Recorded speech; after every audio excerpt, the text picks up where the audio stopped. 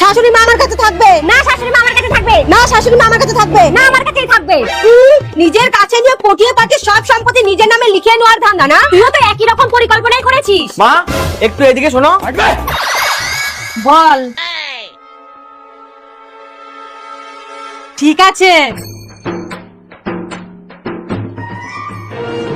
শোনো, আমি কারোর একদিকে যেতে পারবো না।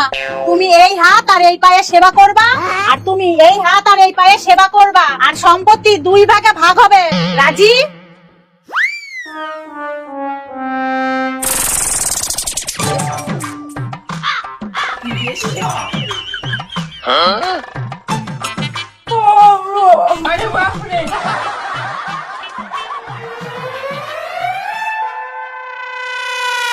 মা, আমি বাপের বাড়ি যাচ্ছি, কেউ যেন আমার হাত আর পায়ে টাচ না করে।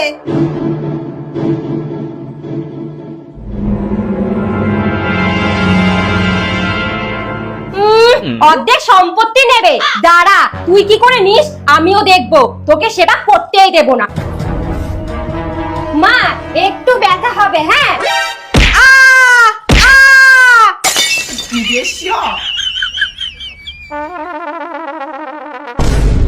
এ কি মা, আপনার এই অবস্থা কি করে হলো? বড় বৌমা করেছে, যাতে তুমি সেবা করতে না পারো।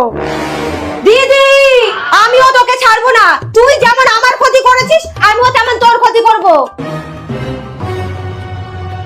জয় বজরংবলী। বাবু, তোর বুদ্ধিটা চলতে গিয়ে আজকে আমার এই অবস্থা। তোমরা কি মানুষ? সম্পত্তির লোভে কেউ এইসব করে? তাড়াতাড়ি মাকে সুস্থ করে তোলো, না হলে। হ্যাঁ হ্যাঁ মা, এই নিন ওষুধ খান।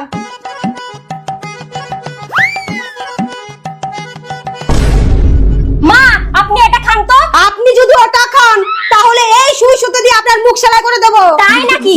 সুই সুতো কি শুধু তোর কাছেই আছে?